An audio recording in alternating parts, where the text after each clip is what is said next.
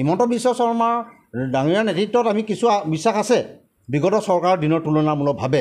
তৰুণ গগৈৰ দিনত জনজাতিকৰণৰ বিষয়টো যি ধৰণে কৰিব পাৰিব লাগিছে, কাৰণ কেলৈ মনমোহন সিং অসমৰ পৰা প্ৰতিনিধিত্ব কৰি প্ৰধানমন্ত্ৰী হৈছে। তৰুণ গগৈ নিজে এজন জনগোষ্ঠীৰ হয় আৰু বহুত ছয় জনগোষ্ঠীৰ ভালেমান হেৰি আছিল। বিধানসভাত সৰ্বদলীয় সিদ্ধান্তমৰ্পে দিল্লী পালেগৈ, তাৰ পাছতো কিন্তু মাথোঁতে এইটো লালিপৰ হিচাপে ৰাখি থ'লে। কিন্তু এইখন চৰকাৰৰ দিনত কিছু আগবাঢ়িছে। জনজাতিকৰণৰ বিষয়টোক লৈ একেমুখে ক'ব গ'লে আমি কোনো চৰকাৰৰ প্ৰতি আমাৰ 100% আস্থা বিশ্বাসটো আজি তাক ৰাখিব পৰা নাই। তথাপিও বুলি ক'ব গ'লে কিন্তু শেহতীয়া চৰকাৰৰ লগত আমি যিকেইটা আলোচনা কৰিলোঁ, সেই আলোচনাৰ ভিত্তিত কিছু কথা কিন্তু আগ নবঢ়া বাঢ়িছে। বিগত চৰকাৰৰ দিনত মাথো আমাক যেতিয়াই এটা সংগ্ৰামী পৰিৱেশ ৰচনা হয়, তেতিয়া মাথোতে অকল দিল্লীলৈ পঠাই দিয়ে, দিল্লীৰ মেম'ৰেণ্ডামখন দিয়া হয়, তাৰ বাহিৰে একো নহৈছিলে। বৰ্তমান চৰকাৰখনৰ ওপৰত কিমান বিশ্বাস? নাই, সেই কথাটোৱে কৈছোঁ। বৰ্তমান চৰকাৰখনৰ কথাটো এনেকুৱা হৈছে যে আমাক আলোচনা মৰ্মে আমি একেবাৰে আলোচনা ভিত্তিত আমি হৈ থকা এক্সিষ্টিং ট্ৰাইবেলসকলৰ লগত চিচিটোৱা বা ট্ৰাইবেল সংঘৰ সহিতে আমাৰ এখন বৈঠক ইতিমধ্যে হৈ গৈছে আৰু কেন্দ্ৰীয় চৰকাৰ পৰ্যায়তো ভালেমান বিষয়বিলাক কথা আলোচনা হৈ আছে।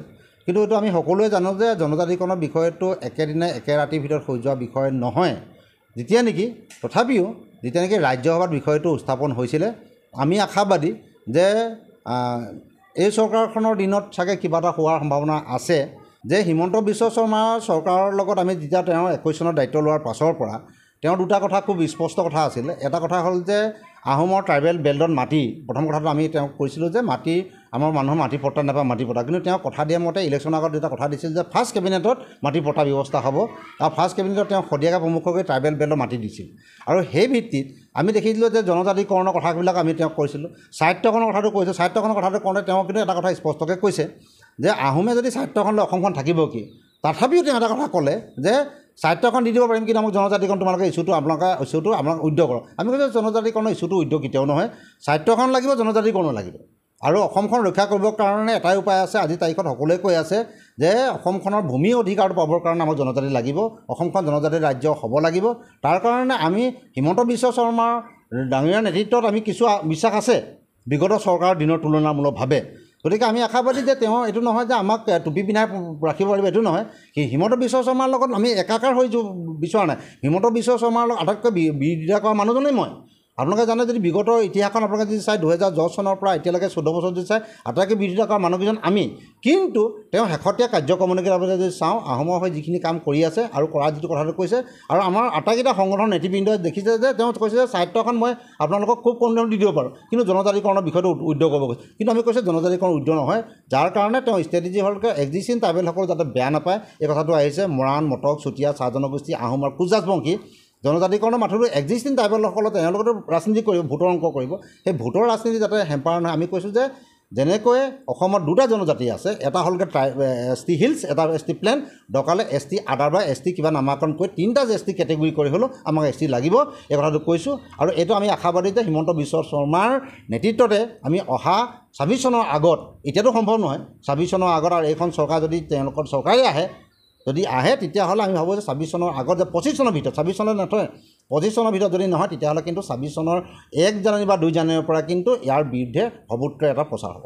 তৰুণ গগৈৰ দিনত জনজাতিকৰণৰ বিষয়টো যি ধৰণে কৰিব পাৰিব লাগিছে, কাৰণ কেলৈ মনমোহন সিং অসমৰ পৰা প্ৰতিনিধিত্ব কৰি প্ৰধানমন্ত্ৰী হৈছে। তৰুণ গগৈ নিজে এজন জনগোষ্ঠীৰ হয় আৰু বহুত ছয় জনগোষ্ঠীৰ ভালেমান হেৰি আছিল।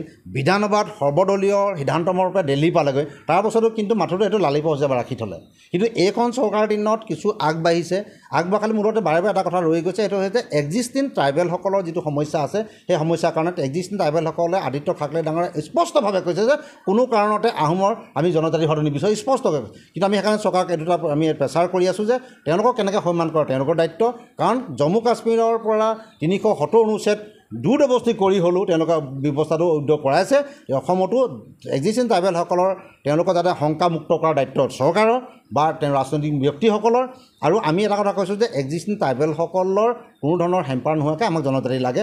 আমি বৰ্তমান হৈ থকা জনজাতিৰ সংৰক্ষণৰ পৰা আমাক নালাগে, আমাক এক্সট্ৰাকৈ লাগে, যাৰ কাৰণে যাতে তেওঁলোকে শংকিত হ'ব নালাগে। উজনি অসমত বাস কৰা মিচিং, সোণোৱাল কছাৰী, দেউৰী, ঠেঙাল কছাৰী, মেচ কছাৰী যিমানবিলাক আছে, বড়ো বা আৰম্ভ কৰি ৰাভা যিসকল আছে তেওঁলোকে যাতে হেম্পাৰ নহয় এই কথাটো কৈছোঁ। বিভিন্ন আমি দেখিবলৈ পাওঁ যে বড়োসকলে আমাক কয় যে আহোমসকল ৰজা বংশ মানে ৰজা বংশটো সোণোৱাল কছাৰীও আছে, ৰজা বংশৰ আপোনাৰ দেউৰী মানুহো আছে, বাকী ট্ৰাইবেলসকলৰ ৰজা নাছিল নেকি? তেওঁলোকৰ ৰজা আছে। আজি কয় যে ধৰি লওক আহোমৰ মুখ্যমন্ত্ৰী হৈছে তো সৰ্বানন্দ সোণোৱাল মুখ্যমন্ত্ৰী হ'ল, আজি এজন চম বৰ্মা এজনটো চিফ ইলেকশ্যন কমিশ্যনাৰ হ'ল, তেওঁলোকৰ ডাঙৰ মানুহ হৈছে। এইটো নহয় কথাটো যে আমি যদি অসমখন বচাবলৈ হয় তেওঁ জনজাতি হ'ব লাগিব। আৰু বৰ্তমান মই আজি আপোনালোকৰ জৰিয়তে আহ্বান জনাইছোঁ যে বৰ্তমানৰ জনজাতিসকলে বিষয়টো অনুধাৱন কৰক, কিছু সংৰক্ষণৰ কাৰণে নহয় যে ভৱিষ্যত প্ৰজন্মৰ কাৰণে ব্যৱস্থাটো হ'ব লাগে। আৰু হিমন্ত বিশ্ব শৰ্মাই ভাবোঁ অহা কমদিনৰ ভিতৰত আমি যিখিনি কথা আগতে পাতিছিলোঁ, যিখিনি কথা আমাৰ বিভিন্ন সভা সমিতিত হৈ গৈছে, আমি গভৰ্ণমেণ্ট পৰ্যায়ত আলোচনা কৰোঁতে যিখিনি কথা তেওঁলোকক কৈছোঁ যে ট্ৰাইবেল সংঘৰ চিচিটো অলপ যিখিনি কথা আমি পাতিছিলোঁ